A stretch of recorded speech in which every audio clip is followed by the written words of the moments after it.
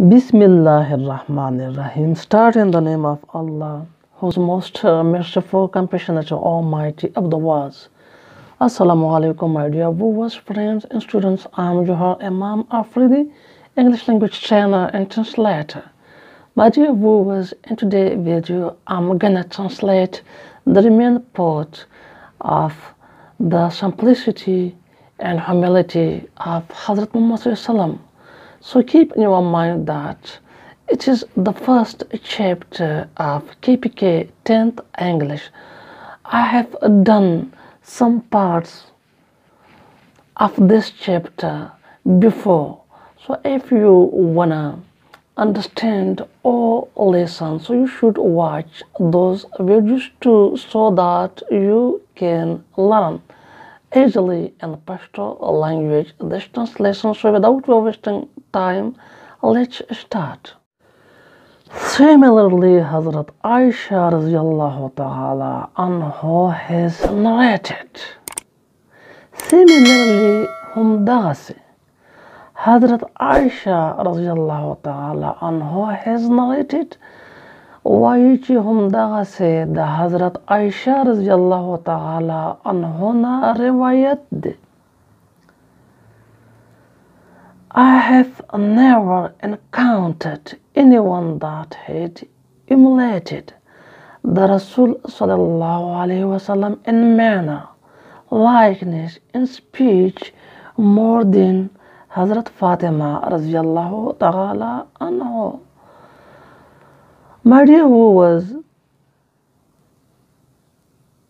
encountered the difference meaning or kavi laka samna kawal takraw mukabila kawal wada wande ladai jagda kawal hodalta chukuma mana war kavi encountered samna kawal makhamah kedal anyone jo koi sok emulated pirvi kawal taklid kawal nakal kawal manner adat khobe likeness pasand speech guftagu khabare atare how no dade mana dasi jodegi waiche. Similarly, Hazrat Aisha radhiyallahu ta'ala anhu has narrated, I have never encountered anyone that had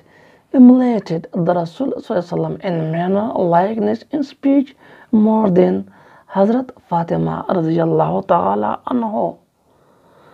The Hazrat Aisha radhiyallahu ta'ala anhu na rawayat che ma zad dase cha sara naya makhamakh shawe sok che pa khubo ke pa khwaha ke au pa guftagu khabaro ke the Hazrat Fatima radhiyallahu ta'ala anha na dera pirvi kari ya dade mana dasi jodegi Hazrat Aisha radhiyallahu ta'ala anha na rawayat cheza tar osa pore dada se cha sara naya makhamakh shawe cha che da Hazrat Aisha radhiyallahu ta'ala anha zyada pirvi da Muhammad sallallahu alaihi wasallam pa adato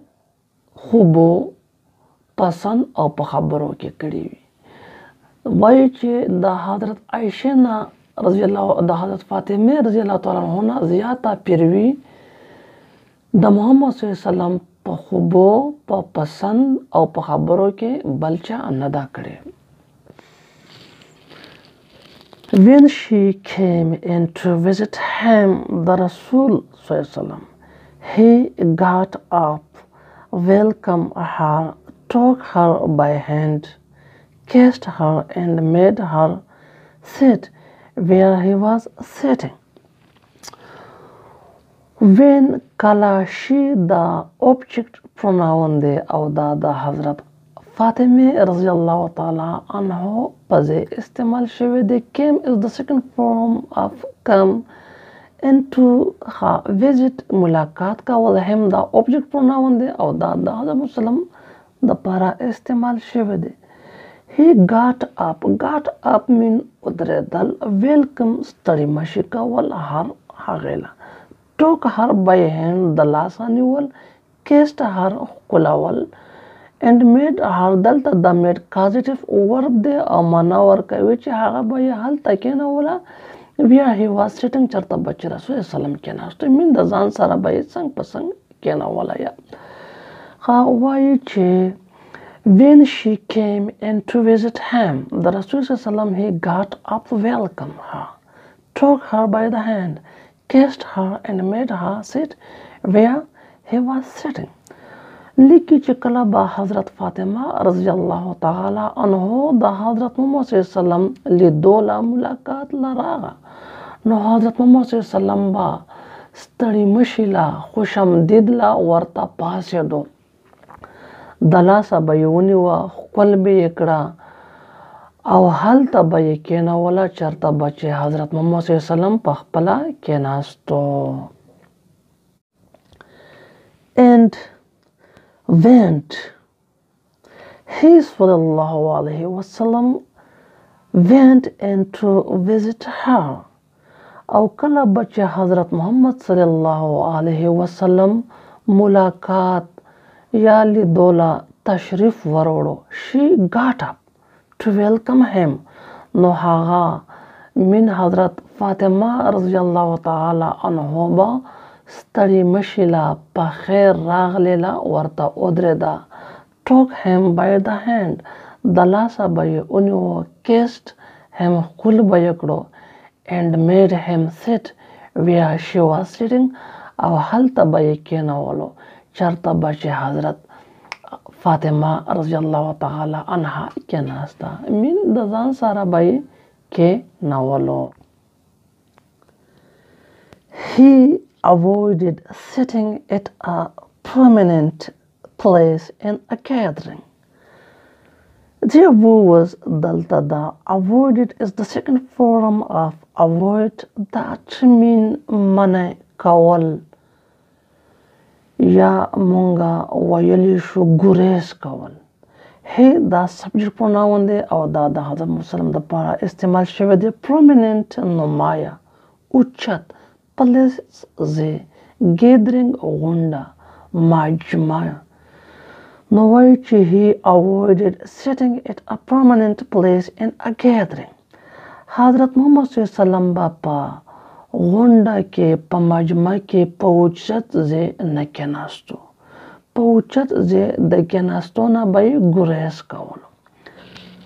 So much so that people coming and had difficulty in spotting him and had to ask who the Rasul sallam was. نو راتلونکو خلقو لابا یا راغلو خلقو لابا د محمد صلی الله علیه وسلم په پیژندګلۍ کې مشکلات وو. نو هغې به بیا تپوس کولو چې محمد صلی الله علیه وسلم یا رسول الله صلی الله علیه وسلم کوم یو وو, څوک وو. difficulty مشکلات, spotting پیژنده. Once Hazrat Muhammad ﷺ was traveling with his companion, and when it was time to have the food prepared, چې یو ځلې حضرت محمد ﷺ د خپلو ملګرو سره سفر کولو او چې کله د خوراک د تیارېدو وخت شو. Once یو ځلې traveling سفر کول, companions ملګري, when it was time to have the food prepared, د خوراک د تیارېدو وخت شو. نو وایي چې یو ځلې حضرت محمد صلی الله علیه وسلم د خپلو ملګرو سره په سفر و چې د خوراک د تیارېدو وخت راغی یا وخت شو. He asked them to slaughter a sheep slaughter mean حلالول ذبح کول. حضرت محمد صلی الله علیه وسلم ورته وفرمایل چې یو ګډوری حلال کړئ. شیپ ګډوری چې موږ ورته ورې وایو. Amin said, I will slaughter it. یو سړي وویل چې زه به یې حلال کړم. Another one said, I will skin it out. بل یو وویل چې زه به ترې پوستکی وباسم. مړی وویل دلته دا سکین چې کوم دی دا ورب دی. پوستکی وښکل. A third one said, دریم وویل I will cook it. زه به یې پوخ کړم. So the Rasul of Allah sallallahu alayhi wa sallam said, I will collect wood for fire. لہذا د الله رسول فرمایل چې زه به د اور د پاره لرګي را جمع کړم. They said, no, we will suffice you that work. د هغو ورته وفرمایل چې هغو ملګرو نو نه we will suffice you that work. مونږ به د ستا په ځای دا کار وکړو. د suffice معنا دا کافي. مونږه کافي یو چې بس دا کار وکړو. د ستا په ځای به مونږ دا لرګي راغونډ کړو. I know that you can do it for me. ما له پته ده زه پوهیږم چې تاسو زما د پاره دا کولی شئ. But I hate to be privileged. خو زه د سهولت یا مراعات یافته جوړېدو نه خوښوم. But I hate to be privileged. Privileged mean سهولت. مراعات یافته حقدار. نو ورته نبی علیه السلام فرمایل چې but I hate to be privileged. خو زه مراعات یافته نه خوښوم. مین زه نه خوښوم چې مالا دا سهولت ملاو شي چې زه کینم او تاسو ټول کار وکړئ. نه زه هم در سره لګیا کېږم. او ولې Allah hates to see a slave of his. الله نه خوښوي چې یو خپل بنده وګوري. privilege to other چې په نورو باندې سهولت یا مراعات یافته شي. So he went and collect firewood. لہذا نبی علیہ السلام تشریف یاوړو او لرګي را جمع کړل. د دې دا معنا شوه چې خپلو ملګرو ورته وویل چې نه تاسو کینئ مونږه د لرګي را جمع کوو مونږه کافي یو. حضرت محمد صلی الله علیه وسلم ورته وفرمایل چې بالکل مالا پته ده زه پوهیږم چې تاسو زما په ځای دا کار کولی شئ. خو زه نه خوښوم چې زه دا حق مالا حاصل شي یا دا مراعات یا دا سهولت مالا حاصل شي چې زه کینم او تاسو ټول کار وکړئ. ځکه چې الله پاک نه خوښوي داسې خپل بنده چې هغه ځان حقدار وګڼي یا مراعات یافته وګڼي په نورو باندې. نو له دې وجې نه محمد صلی الله علیه وسلم تشریف یاوړو او لرګي را جمع کړل. My dear viewers, دا و زموږ د نن ورځې ټرانسلیشنز په پښتو کې. زه امید لرم چې تاسو به پې پوه شوي وئ. که څه کوېشن تپوس وي په کمنټ باکس کې لیکلی شئ او زما چینل در سره لایک سبسکرایب او شیر کړئ. تھینکس. مننه.